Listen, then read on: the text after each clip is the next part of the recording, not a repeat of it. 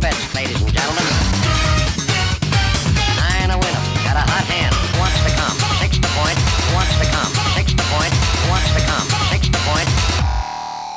Ladies, gentlemen, and archers of all ages, with the release of the final update for Monster Hunter Wilds and the start of the Anniversary Festival, there is a fair bit of very useful equipment that was added to the game. And even outside of the main set, which is the Gamma Arkveld set, the other new armor set that you get from the Nadia side quest actually does have a surprising impact on builds too, because it also contributes to the Gore Magala set bonus, which is one that is just on the edge of being used for many weapons. That said, the best bow builds available do improve from these changes, and so today we're going to go over a bunch of bow builds that we consider to be the best now in different scenarios. With a note that I of course leaned on Josh's knowledge quite heavily for this, as he is much more of a bow main than I am, and we're quite happy with how these builds have turned out. That said, we've got a build that focuses specifically on Dragon Element because of Convert Element and the new super efficient Convert Element piece. We've got a build for the rest of the 4 elements. We have a full Stamina Comfort Element build for those who want Stamina Surge and want full Constitution without having to eat for it or have to rely on armor, decoration slots, and your charm. We've got a raw attack focused build, which mostly just applies to Arkveld specifically, as pretty much every other matchup in the game now favors building at least some elemental skills for bow. And then we'll have a build for people who are not able to get a GOG set or group bonus from the weapon. And for every one of these builds, we will also go over how to change them for crafted talismans instead of an RNG talisman too. RNG talisman is always at least a little bit better in every one of these, but they're generally within a couple percent of the crafted talismans, so you really don't lose much if you don't have the RNG option.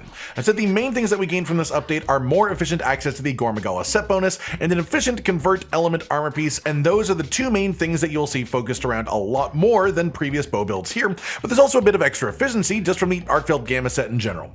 Before diving in properly here then, let's start with the weapon of choice, which is Gogma Artian bow, of course, just able to hit obscene stats and contribute to a set and a group bonus. For base building them up, you ideally want one of them of each element. If you can only be bothered to make one element, you would want to make Dragon Element, as the most difficult monsters are at least somewhat damaged by dragon, but especially for bow, it's much better to have access to all 5 different elements depending on your target. For focus type, when upgrading to Gogma Artian, both attack focus and element focus are viable choices and require you to actively think a little bit when choosing between them because they affect the available coating on the bow. Attack focus gives you close range coating, element focus gives you pierce coating. For the vast majority of fights in the game, close range coating is better, so if you're trying to minimize the amount of Gogma Artian weapons you have to make, then just do attack focus, have close range coating, and don't worry about it. But if you want to truly min-max, anything that has particularly long weak spots, big monsters like duna, dahaad, Gogmazios, Soshia, even something like Arkveld with his giant chain blade weak points, all of those are actually better fought with pierce coating than close range coating now, since the buff to the coating in Title Update 4. But they're not like crazy ahead of close range coating, so again, close range is best for the majority of monsters and only a little bit behind on those that it is not the best for. That said, I'll be showing the math on all sets with close range coating and attack focus, but I wanted to make it clear that when each one is better and what you should think about when crafting your Gogma Artians and doing your rolls. That said, for reinforcements, we have 2 different sets that we need to talk about. For element build, which is every build today except for 1, you want 3 attack boost reinforcements and 2 element boost reinforcements. The reason for that is that you can only have 2 EXs of a reinforcement type, so we get the maximum EX element and then everything else into attack, as the non-EX element roll is worth a lot less for us than the attack roll is. For our 1 raw attack focus build today, you want 3 attack reinforcements and then 2 affinity reinforcements. Essentially it's the same thing, but replace the element EX rolls with affinity EX rolls. In either situation though, if you just have like full 5 attack rolls, you aren't really losing a crazy amount of damage by any means, so don't worry about it if that is the case, but these are the ideal min-maxed options. And then for the set and group bonus today, that actually changes a little bit for each of the builds that we'll be talking about, so I will specify as we go for each build what set and group bonus you want on the weapon to make it work. That said, let's start with the min-maxed build for all elements except for dragon, as this is the one that you'll be using in the majority of situations with this weapon. And for this one, you don't need any specific group bonus on your weapon, but you do need the Gore Magala set bonus from your weapon. For the equipment, you'll want the sororal earrings, which is from the Nadia armor set from the new side quest chain, the Gogmazios beta chest, Guardian Rathalos beta arms, Dahaad gamma waist, and then Gogmazios legs, alpha or beta, it doesn't matter for this slot. slot. For the charm, I am using rarity 8 with 3 attack boost and 1 agitator on it, but 1 tenderizer would also fit just the same.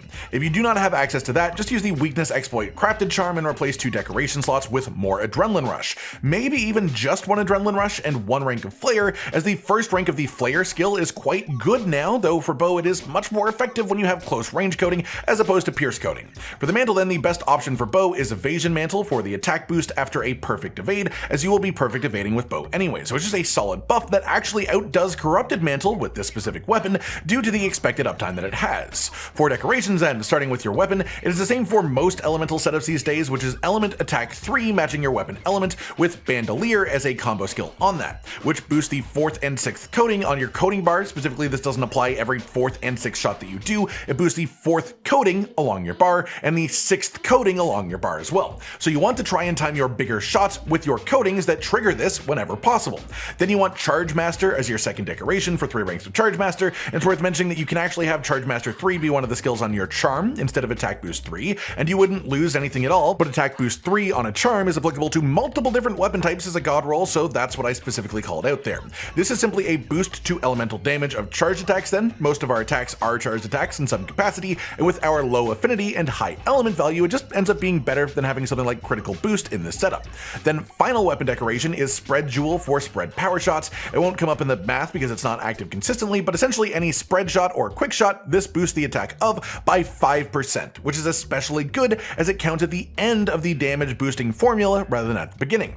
For your armor decorations then, you have 4 tenderizer jewels to get 5 ranks of weakness exploit total, 3 sane jewels for full 3 ranks of the antivirus skill as well to make frenzy from gore 2 set clear faster and give us more affinity when we do so. Then we have 3 counter jewels for the full 3 ranks of counterstrike, as bow can trigger the counterstrike skill by doing discerning dodge, which gives it extremely high uptime compared to most weapons. Then 2 physique jewels to get you 2 constitution within the build. 2 constitution means that you can get to 5 constitution equivalent by eating a grilled meal for the black belt high meal skill. If your god roll talisman has armor decoration slots on it too, you could slot 1 constitution in there and then you only need black belt low meal skill, or you could slot 2 constitution, run whatever meal you like, and just be at 4 constitution instead of 5. It's your choice, but those are the options with this setup. Full skill list then is 4 attack boost, 3 element attack, 3 charge master, 1 tetrad shot, spread shots, 5 weakness exploit, 5 agitator, 3 counterstrike, 3 antivirus, 2 adrenaline rush, which pretty much has 100% uptime on bow thanks to discerning dodge, 2 peak performance, which I will be counting as 50% uptime purely because, at least for difficult quests, you're just asking for trouble if you are playing bow and you aren't at full health. So in most cases, you are either full health or about to die. Then we have our 2 constitution, 2 bind resistance, and 2 speed eating just as a bonus, 1 burst as the first rank of burst is the most effective one for that skill, especially on bow.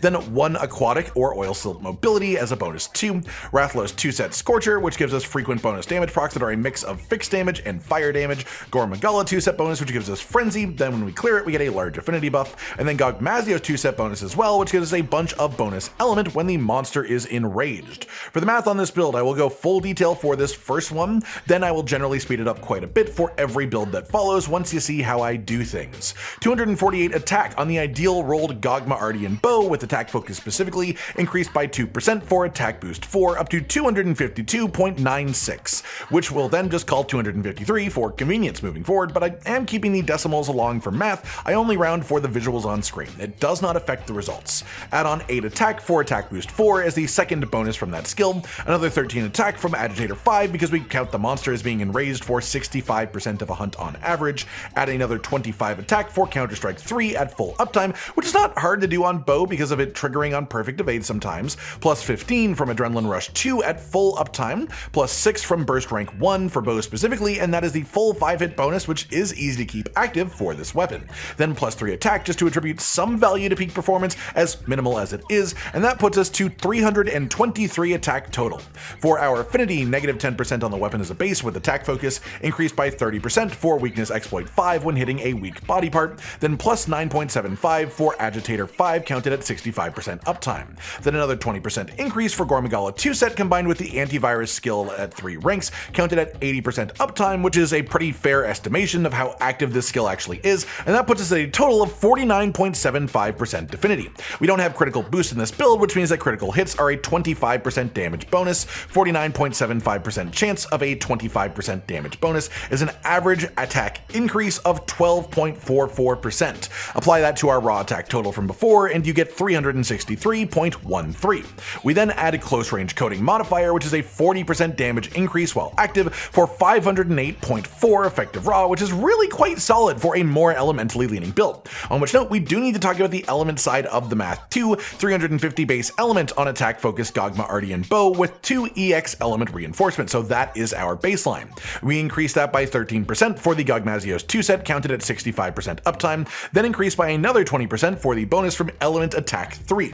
This puts us at 474.6 element. Then for our additions of flat element from skills, another 13 from Gogmazios 2 set at 65% uptime, 60 flat element from element attack 3, and then 40 flat element from burst rank 1 for bow, for a total element of 588. The element actually applied by each attack is called true element, and it is basically just your element on status screen divided by 10. So true element for this build is actually 58.8, which is notably stronger than what we were able to do before the update as a total full package. Next up, we have our second build of the day, which is another element focused build, but this time specifically for dragon element, as we want to make use of the convert element skill. Convert element activates for 2 minutes after you take elemental damage, and it does count when you discerning dodge through an elemental attack, so you can activate it on bow without being properly thwacked. And then it also has a secondary component where you can trigger bonus procs of damage, similar to the Scorcher set bonus that we had in the first build.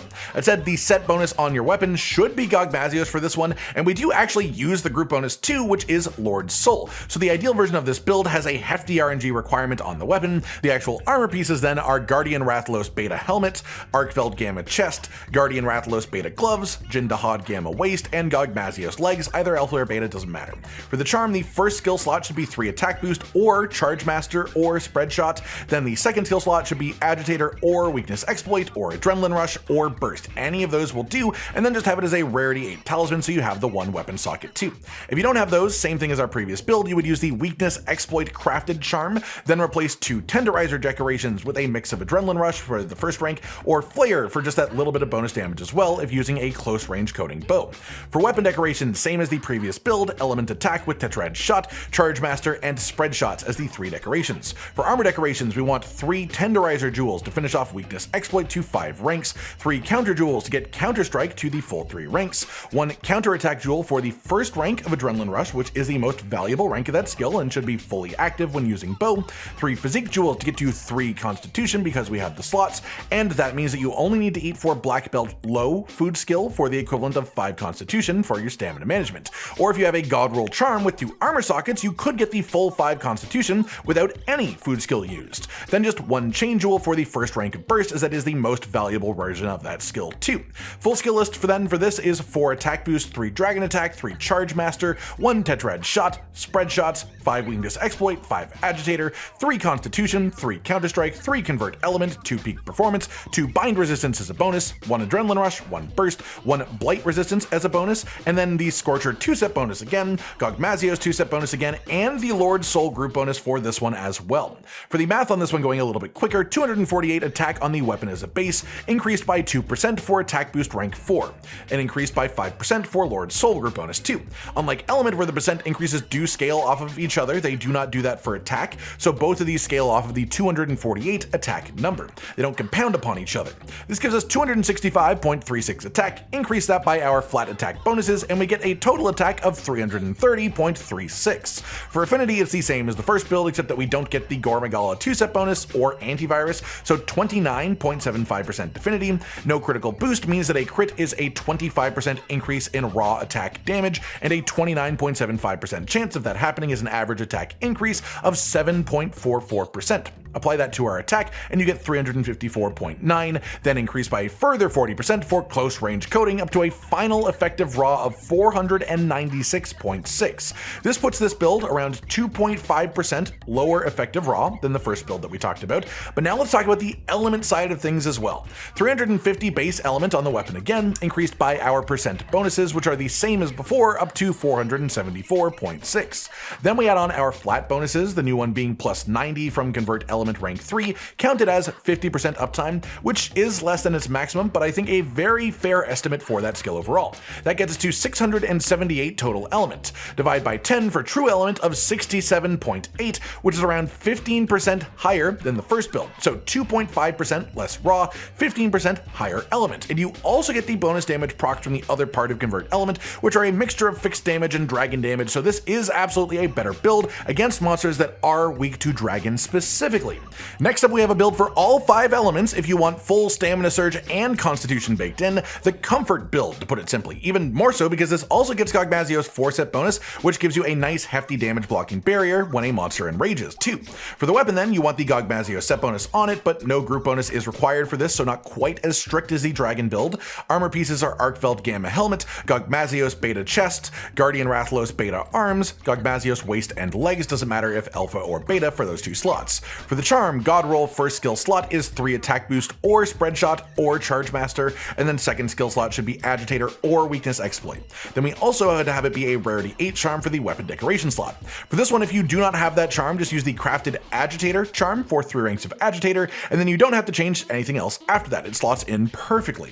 For decorations, the weapon is the same as the previous builds, spread shots, element attack with tetrad shot as a bonus rank, and then charge master. For the armor decorations, 3 counter jewels to get to counter strike up to 3 ranks, as that is just a very valuable attack skill, 5 physique jewels for the full 5 ranks of constitution as well, 3 refresh jewels for the full 3 ranks of stamina surge, though worth noting that one of these stamina surge decorations is in a 3-slot socket, so if you feel like you'd be fine with 2 stamina surge instead of the full 3, you could replace this one with another rank of adrenaline rush, or if using close range coding, you could stick in 1 rank of flayer if you want instead. It's up to you really. We also have 1 tenderizer jewel as well to finish off weakness exploit to the full 5 ranks, and 1 challenger jewel to get a little bit of extra agitator as well. The full skill list on this one is 4 attack boost, 3 element attack, 3 charge master, 1 tetrad shot, spread shots, 5 weakness exploit, 5 constitution, 3 peak performance, 3 agitator, 3 counter strike, 3 stamina surge, 2 adrenaline rush, 2 burst, 2 speed eating, and 1 aquatic oil silt mobility as a bonus, with Gogma's 4-set bonus and also the Scorcher 2-set bonus too. For the math on this one, 248 base attack up to 253 from our 2% bonus, and on our flat additive attack increases up to 315.8 total attack. For affinity, negative 10% base on attack focus, bumped up to 24.55% total. With no crit boost, a critical hit is a 25% bonus to the raw damage done, so 24.55% chance of that happening is an average attack increase of 6.14%. Apply that to our attack to reach 335.2, increase by 40% for close range coding up to our final effective raw of 469.3. For reference, this means it is around 8.4% lower raw attack than the pure damage optimized build in order to fit in the comfort here, but we do also gain a higher element amount. Specifically, 350 base element increased up to 501.9 from our percent bonuses, as we now have Gogma's 4-set bonus in this one too. We then increase that to a further 648 because of our flat increases too, including slightly more element from burst 2 over burst 1. Divide that amount by 10 for true element of 64.8, which is a 10.2% increase in element over the full min-max set, so 8.4% lower raw, but 10.2% higher element. That may sound like a positive trade, but element isn't worth as much as raw due to hit zone values on monsters, so I'd say this is closer to around 4 or 5% less damage than the main build overall, but the trade-off is that you gain stamina comfort. Then we have our 4th build today, and this is the one that has a much larger focus on stacking effective raw over the mix of raw and element that most bow builds do aim for, and this is just for the monsters with bad elemental hit zones, which at this point is essentially only Arkveld. And while Arch-Tempered Arkveld does stay in his more elementally weak mode more often than the base version of him, if you pile on more element damage, he simply spends less time in that state, so this should still be the ideal build for Arch-Tempered Arkveld as well. That said, again, I'll be doing math with attack focus and close range coding, as that is the easiest way to compare our different builds, but because this build is basically only best against Arkveld, this one is best done with pierce coding, as pierce coding is better for Arkveld than close ranges. But if you are just making this to have a general use bow set so you don't have to make multiple bows, build it as attack focus regardless. But regardless of that, this set wants a bow with dragon element on it, as even when focusing on attack skills, element is better than having status as at this point in WoW's endgame, and dragon is the most widely applicable element to the 9-star and 10-star monsters at the very least. That said, the set bonus that you want on your weapon for this build is gore magala once again. Then we do use a group bonus on this one because it is raw attack focused. We want the Lord Soul group bonus. It's quite important for raw attack focused setups. For the armor pieces, you want Arkveld Gamma Helmet, Gogmazios Beta Chest, Guardian Rathalos Beta Gloves, dahaad Gamma Waist, and gore magala Beta Legs. For the charm, in the first skill slot, you want either 3 attack boost or spread shots, and second skill slot either agitator or weakness exploit or burst. Any of those would fit the same, and of course you do want it to be a rarity 8 talisman for the weapon decoration slot. If you don't have that option, the best choice would actually be the latent power crafted charm for this one specifically, as the affinity is much higher value compared to our other builds because we're focusing on raw attack. For decorations then, in the weapon we have a bit of a change up here. This time we want spread shot jewel, then 5 crit boost between the remaining 2 slots here because we have high enough affinity and enough of a focus on raw attack that it actually becomes worth it. Then within the armor decoration slots, we have 3 counter jewels for full ranks of counter strike, 3 physique jewels for 3 ranks of constitution, which lets you get full rank equivalent from black belt low meal skill, or if you have armor decoration slots on your talisman, you can get the full 5 ranks from that without needing to eat a meal for the skill. Then 1 challenger jewel to finish off agitator to the full 5 ranks, 1 chain jewel for the first rank of burst as it is the most valuable one, 1 tenderizer jewel to finish off weakness exploit to the full 5 ranks as well, and then just 2 sane jewels to get antivirus to 3 ranks too. The full skill list for this one is 5 critical boost, 4 attack boost, spread shot, 5 weakness exploit, 5 agitator, 3 constitution, 3 counter strike, 3 antivirus, 2 adrenaline rush, 2 bind resistance, and 2 speed eating as a bonus, 1 burst, 1 flinch free, and 1 aquatic oil silt mobility as another bit of bonus, and then Scorcher 2-set bonus, gore magala 2-set bonus, and the Lord Soul group bonus as well on top. For the math on this one, 248 attack on the weapon itself, increased by our percent bonuses up to 265.36. Add on our flat attack increases and we go up to 332.36. For our affinity, negative 10% base on the weapon. For this one we have 2 affinity EX reinforcements instead of element reinforcements, so that is 20% bonus affinity, combined with the affinity from our skills totaling up to 69.75%. With critical boost 5, a critical hit is a 40% damage bonus, so a 69.75% chance of that happening is an average attack increase of 27.9%. Apply that to our attack and you get 425.1, then increase by a further 40% for the close range coding modifier of 595.1 effective raw at the end, which is 17% higher attack than the main element build that we talked about at the start. But just to explain why this is only worth it for things that have bad element hit zones, our element on this one is 230 base on the weapon, plus 40 from burst rank 1 up to 270. Divide that by 10 for 27 true elements. So we end up with less than half of the element value in comparison, but 17% higher raw. And that's why this is only relevant to essentially one monster in the whole roster right now, is just that the raw does go up a very large amount, but the element drops off a cliff. But this is still a very, very solid general use build if you only wanted to make one weapon and one build, but still play bow. Finally then we have our budget build, which is the best bow build that you can make without relying on the set or group bonus from a Gogma Artian weapon, just using the weapon as a big stat stick essentially. This will be a similar build concept to our elemental builds, but just condensing down for the skill space that we have to adjust for. For armor pieces, you want the sororal earrings, which are the helm from the Nadia armor set. You want the Gogmazios Beta chest, Guardian Rathalos Beta arms, gore magala Alpha waist, and Gogmazios legs, doesn't matter which ones. This takes advantage of the sororal set having the gore magala set bonus to get us gore magala 2 set. It also takes advantage of the Gogmazios Beta chest, counting both towards Gogmazios 2-set bonus, which we get here, and also Scorcher 2-set bonus, which we get here, so we get 3 different 2-set bonuses of high value.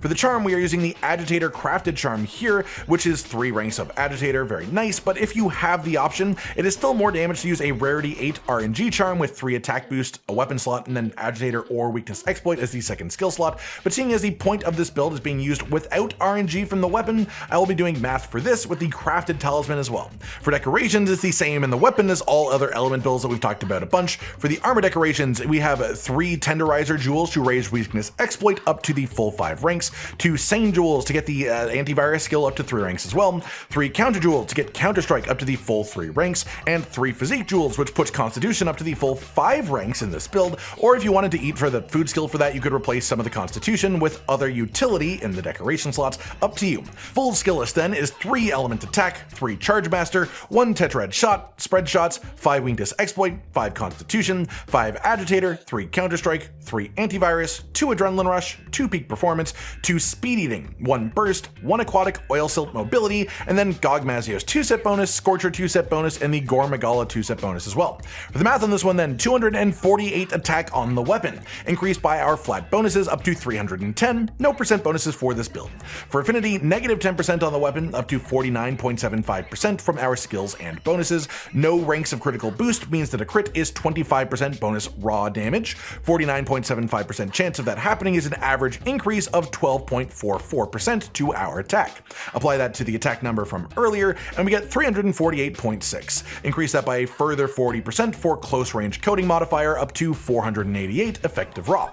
For comparison, that's around 4.2% lower than the main multi-element build today was for effective raw, but element is going by on screen right now, and to put it simply, it is identical to that main build. So the full crafted version of this build is 4.2% lower raw attack, but same element amount. Really not bad at all for not requiring any RNG equipment to make it happen.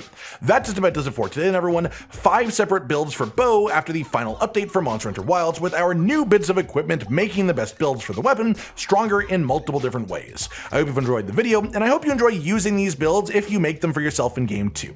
Like if you liked the video, subscribe with the notification bell for more, and most importantly, ladies and gentlemen, until next time, stay sweet. Josh, Cotton, and Hollow with the videos, dropping the humor like a hammer on your tippy toes, bringing entertainment on a daily arrangement to take our insanity and turn it into entertainment. Yes, I said entertainment twice, to reiterate that it is nice to look into your faces on a mostly daily basis when you let us in your homes to make the whole world a stage. Goodbye.